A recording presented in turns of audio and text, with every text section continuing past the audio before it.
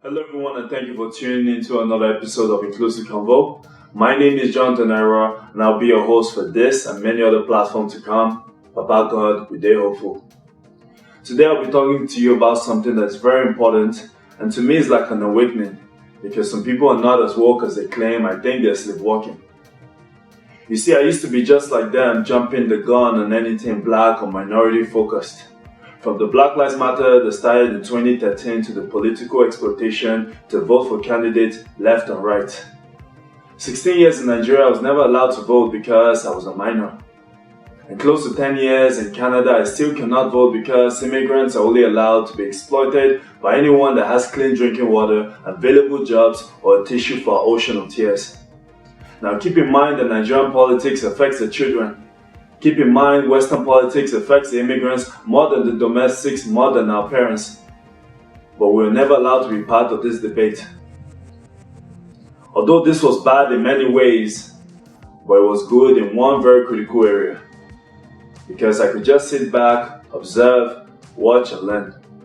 So without wasting any more of your time, this is a motivational message called 4 Reasons Why You Need to Rethink Advocacy.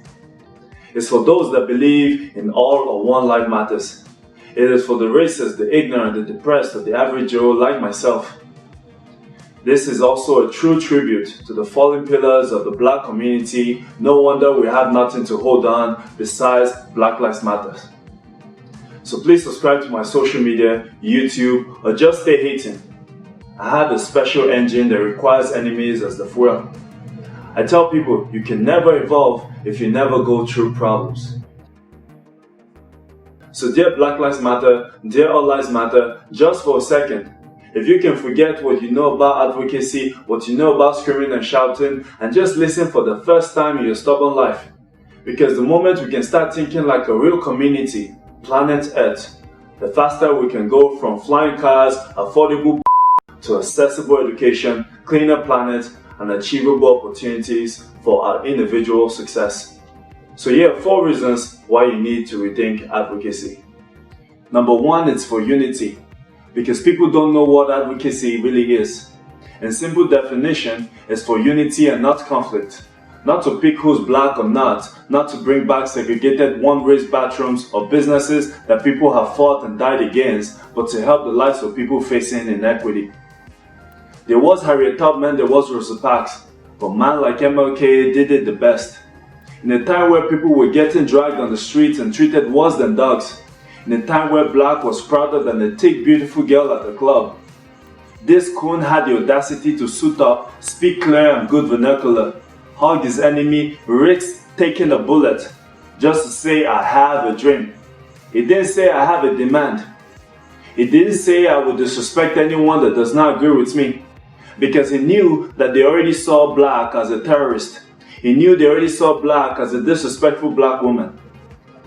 He made sure that all his sacrifice, all the pain that his community has felt can bring forth a message that reaches the most privileged races to the most underserved child in South Sudan or the real Chirac in Iraq.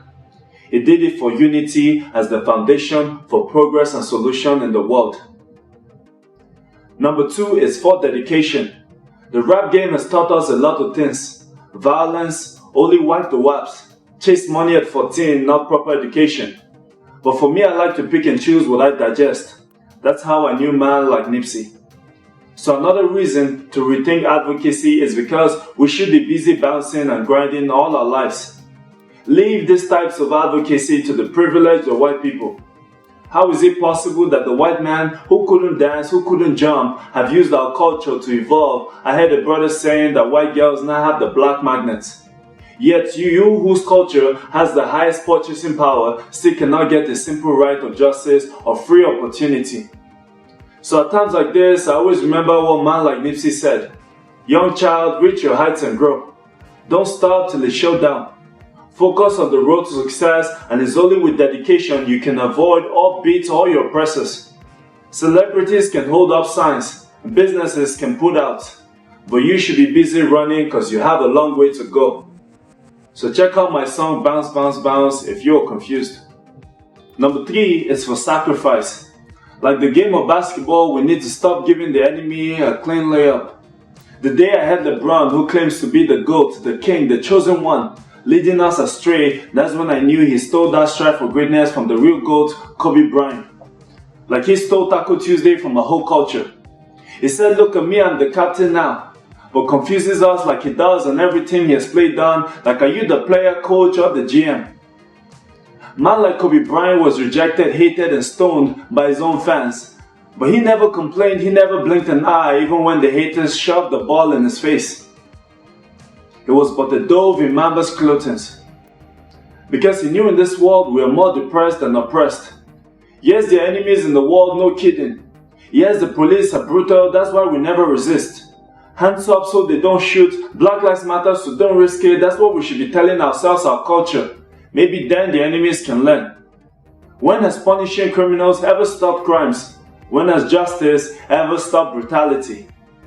Focus on doing the things it takes to win 5 rings. But don't be a Thanos, because no one likes a bully. Number 4, last but not the least, is for success. Check the clock, I think it's about time we have completed our Wakanda. It's ironic that no one sees the underlying lessons within the movie of Chadwick Boseman. Like the two sides of a coin, Thanos can affect all different types of people, no wonder he joined the Avengers. The director focused Wakanda on Africans and black people, but Chadwick evolved it against other races in the world. Cancer, poverty, women inequality, revenge, fatherhood abandonment, and etc. Let's build our Wakanda and let's build it so big it covers the whole world, and let the future generations remember that the most significant contribution to the human history and future was done by minorities. So thank you and miigwech for listening to this video.